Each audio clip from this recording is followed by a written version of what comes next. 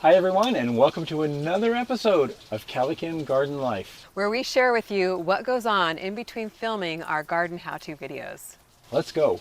Some of you have noticed and asked about why isn't Mac in as many videos as he used to be. The bottom line is Mac is 13 and he's getting old and he's starting to slow down. We don't force Mac to be in the videos. He usually just comes down and gets in the shot with us, and of course we love that. But there are some days too when he doesn't come down at all. At our recent veterinarian trip with Mac, the doctors did say that he has light arthritis in his back legs, some hearing loss, and some skin issues as well. Other than that, though, he's doing good. He's not on his deathbed, but there are some days when he just doesn't show up for the shoot. Now, one of my favorite things to do with Mac is walk. And typically I walk about 45 minutes with Mac at my side. But these days it's 15 minutes. He just gets tired easily and just can't keep up. 15 minutes, I drop him off and then continue my walk without him, sadly enough. There are times when Mac gets up and his legs just aren't there. And one of his legs will kind of collapse. You know, he almost like falls back down a little bit. And when I see that, that's really hard for me to watch, to see. And of course I Goo Goo Gaga over him and give him a hug and pat him on the head and that kind of thing. But it's just, it's a tough time. But what I've found that really helps me is that I talk to him every day. I sit down and I just look at him and I talk to him, and I caress his head like that and just tell him what we're doing today, what's going on, tell him he's a great dog. And he seems to enjoy that. He really listens. I think he knows what I'm saying, and it really helps me cope as well. And Jerry and I have actually talked about that we have to prepare ourselves for the eventuality of Mac not being with us someday. And like Jerry said, not like it's on his death's door, but we just want to be as ready as possible, if you ever are, when that day comes. Now, it's really hard to think about because we have Mac since he was, 6 or 8 weeks old? Yeah. I mean, our kids grew up with Mac, spent time out in the backyard, tossing the balls, rolling around in the grass together, and Mac is just part of our family. And I'm sure a lot of you out there have been through this with your dogs as well and can really relate to how you're feeling. So just remember, you're not alone. I want to let you in a little project that I'm very excited about. It's the first time for me, and that is planting a fig tree. Now, this fig tree is very special because it was given to us by our longtime viewer and friend, Patricia. Now, Patricia has a really neat story. She found us when she had rheumatoid arthritis, and her doctor said, you need to eat healthier and eat organic vegetables to get your arthritis under control.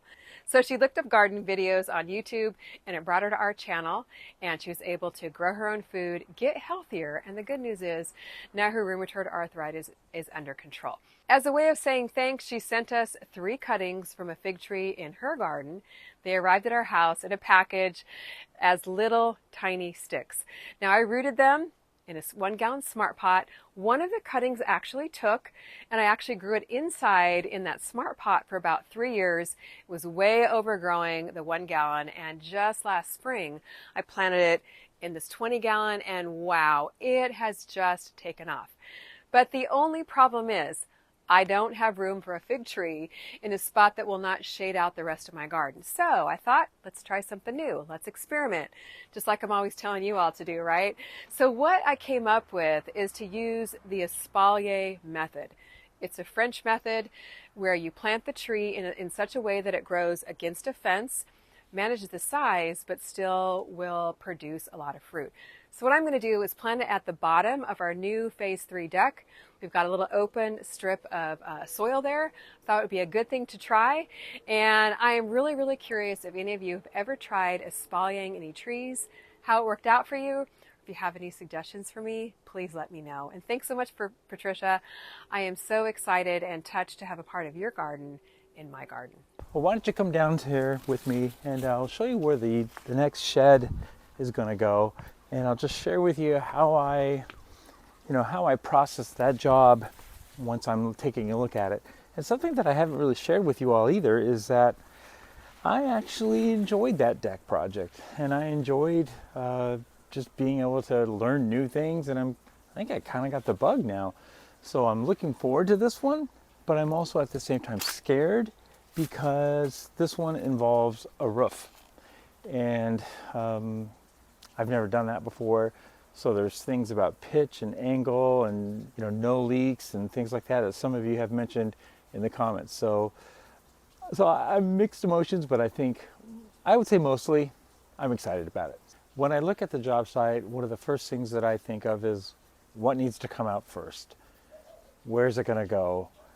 What can be demoed? And what do we need to do in order to make the space available? In other words, do any other items need to come out? What all needs to happen before the building can begin? The next thing that I think about is where's this new shed?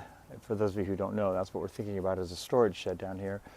Where is it going to actually sit? Where is it going to land in this space? And what all needs to be removed so that it can all sit there? How far in do I want to go? Towards the back fence, towards the corner, or do I want to come out here a little bit more?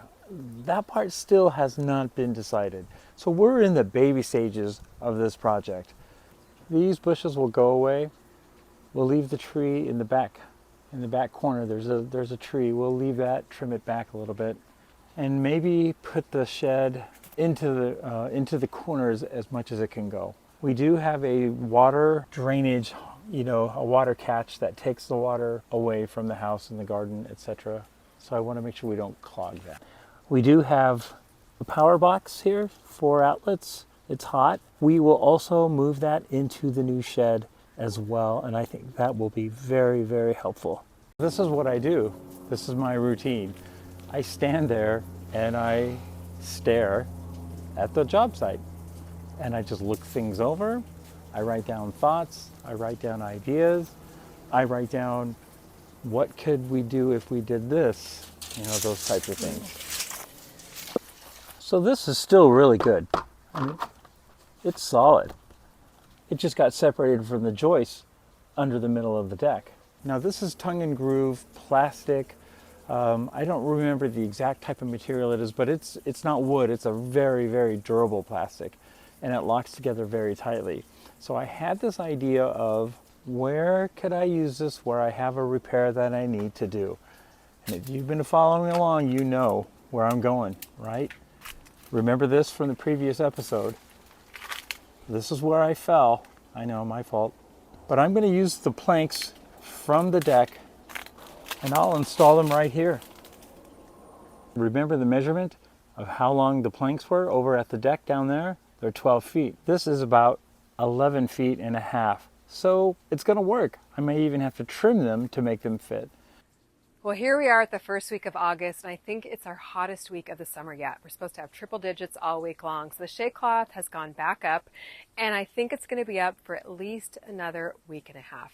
Now, a lot of you have asked about the tomato string trellis. It is doing fabulous. I cannot say enough about how much I love this method. And I've got some really, really nice tomatoes in there. So Cliff, actually, our moderator on our live streams. And by the way, if you're not on our Monday live streams, you really need to be. It's an amazing community of gardeners. We have so much fun over there. But Cliff is our moderator from Idaho, and he actually sent me something from his garden too this year, and that is his giant tomato seeds. So I've got an amazing Domingo tomato growing underneath my tomato string trellis. It's about 1 pound, I'm sure at least 1 pound. So, but the only problem is here in the heat, the plants are getting stressed out and the insects know it. The caterpillars, cabbage loopers, and leaf miners have been going crazy on my plants. Lots and lots of holes. So I have been spraying like crazy in the evenings with Monterey's Garden Insect Spray. Now this stuff is amazing because it has spinosad in it. And it doesn't just kill the cabbage loopers and the worms, but it stays and sinks into the leaves and stays in the leaves for a couple of days. So that way it can kill the leaf miners, takes care of the cabbage loopers, takes care of any eggs that they might have laid on the leaves, and really, really makes a difference. So make sure when you see holes in your leaves or little worms crawling around, you get out there, don't wait too long, because the best way is to prevent it instead of it getting out of control and just sweeping through your garden and ruining your plants. Really, really does the job. And by the way, I'm loving this new garden sprayer by Monterey. It has a nice, fine, light spray. Really covers all the leaves nicely, and it will be available on their website soon. I got another one for you. I'm going to have some leftover planks there and I need a place to store something long, not on the side of the house, but where did I just create a space to store long sticks for you know who? Yep, that's exactly what I'm going to do with these. Same thing, same idea, but this side of the deck. I'm thinking right in there, I'll just build little shelves for the wood to land on, and you can just store it there, or maybe even there. Love it. Thanks for joining along. It was fun hanging out. We'll see you next time on CaliKim Garden Life.